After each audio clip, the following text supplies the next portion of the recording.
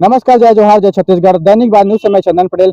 आज हम मौजूद हैं बालोद जिले के गुंडरदेव विधानसभा के देवघान गांव में, जहां यहाँ के एक पूर्व सरपंच है लोकेंद्र साहू, जो कृषक भी हैं और उसमें देशभक्ति का एक अनूठा जज्बा देखने को मिल रहा है। जो अपने स्वयं के खर्चे से अपने खुद की जमीन में जो नक्सलवाद में शहीद हुए हैं, उन शहीदों के मूर्ति को उन यहाँ पे लगाए हैं अपने स्वयं के खर्चे से। तो हमारे साथ है लोग साहू जी, उनसे बातचीत करने की कोशिश करेंगे कि उनके मन में ऐसा क्या भावना है कि उन शहीदों के सम्मान में इस तरह से मूर्ति को लगाए हैं। जी, बात करते हैं जी। स्वागत है हमारे दैनिक जी, भास्कर में। नमस्कार, धन्यवाद। ये आपके मन में कैसा है कि इन शहीदों को इस तरह से सम्मान दिया जाए, मूर्ति लगाना चाहिए? शहीदों के प्रति सम्मान हमेशा से मेरे मन में रहा है हुँ, और मैं इसके पूर्व अपने गाँव में रानी लक्ष्मीबाई, वीरांगना और भी संदेश जो अच्छे देने वाले हैं, उन सब की मूर्ति मैं लगा चुका हूँ। और मन में यही थी कि जिन वीर शहीदों ने हमारे छत्तीसगढ़ महतारी के लिए, हमारे भारत देश के लिए अपने प्राणों की न्यौछावर की है, नक्सल हमला हो या देश के किसी भी बॉर्डर क्षेत्र में जो हमला हुए हैं, उसमें शहीद हुए हैं, उनका मैं प्रतिमा अपने खेत में स्वयं के खर्च से यहाँ पर मैंने स्थापित करवाई है। ये मेरी भावना है, उनको मैं श्रद्धा-सुमन अर्पित करता हूँ।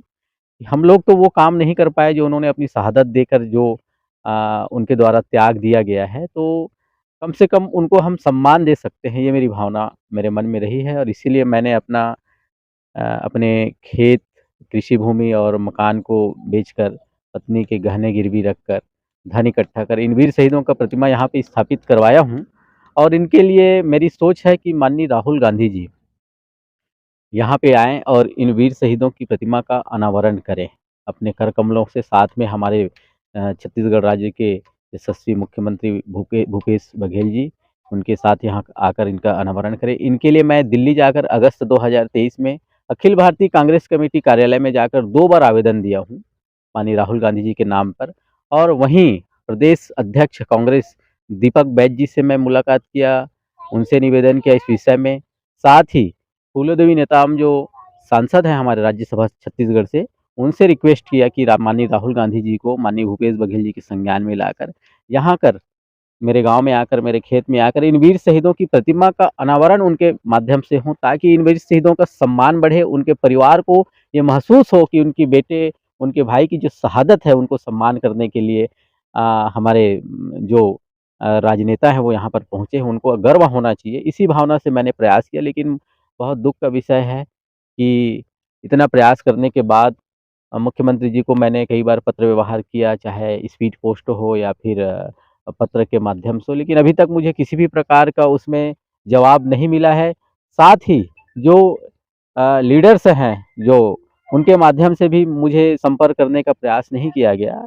इस प्रकार यह जो मेरा प्रयास है वो एकदम अपरिचित जैसे लग रहा है। इसी से मैं दुखी होकर मैं माननीय भूपेश बघेल जी मुख्यमंत्री छत्तीसगढ़ शासन के पाटन विधानसभा क्षेत्र से निर्दलीय चुनाव लड़ने का मैंने निर्णय लिया है, ताकि उनके संज्ञान में आए कि कोई किसान इस प्रकार का प्रयास किया है और उसमें उनका ध्यानाकर्षण हो। और मैं चाहूँगा कि अति शीघ्र माननीय भूपेश बघेल जी राहुल गांधी जी के साथ इन वीर शहीदों की प्रतिमा का अनावरण करने मेरे खेत में आएँ, ताकि एक अच्छा संदेश जाएगा और इन वीर शहीदों को सम्मान मिलेगा, यही मेरी भावना है।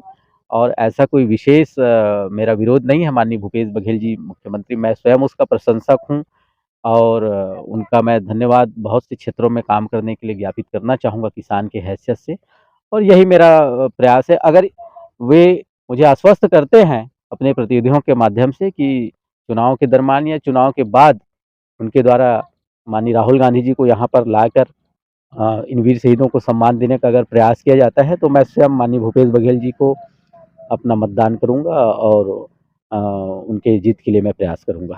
आप बता रहे थे कि पाटन विधानसभा से आप चुनाव लड़ेंगे, तो कहाँ तक आपकी पहुँच है और क्या कुछ हो रहेगा चुनाव में? कितना बाधित कर सकते हो विपक्षी पार्टियों को? निश्चित रूप से पाटन विधानसभा की जो जनता है, मेरे प्रयास को सराहेगी और इन वीर शहीदों के सम्मान के विषय में ज़रूर सोचेंगे।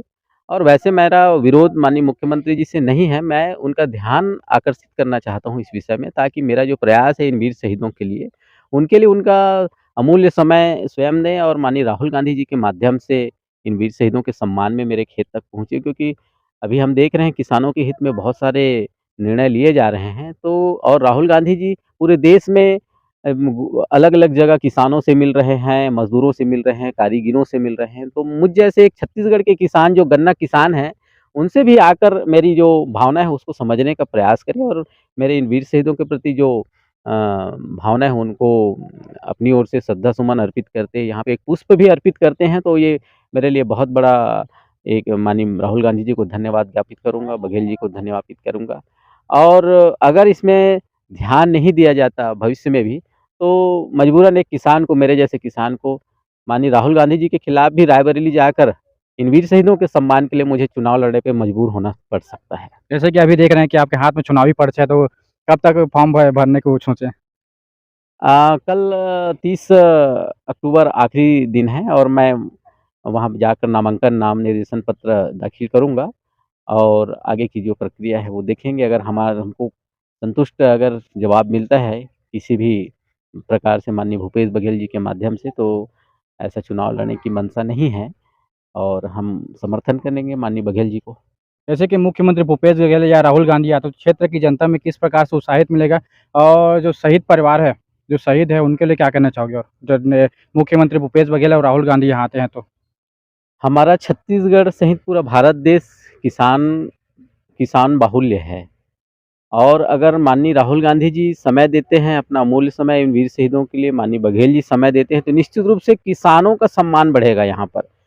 और पूरे जो हमारे वीर जो शहीद हैं, सभी किसान पुत्र हैं, उनको भी बहुत उनके परिवार को अच्छा लगेगा कि माननीय बड़े जो हस्ती हैं उनके द्वारा यहाँ पे आकर उनके वीर शहादत को सम्मान किया गया है और यही मेरा प्रयास है। जैसे कि आप देखिए, हमारे लोकेंद्र साहू जी पूर्व सरपंच इस तरह से बात के हैं, और हमारा जो वीडियो बनाने का ये मकसद नहीं है कि किसी प्रकार के किसी भी राजनीतिक पार्टियों का प्रत्यक्ष रूप से वो करें। तो हम किसी भी पार्टी की तरफ से नहीं आए हैं। हम शहीदों के जो सम्मान में लोकेंद्र साहू द्वारा इन मूर्तियों को स्थापित किया गया है, उनके सराहना करते हैं।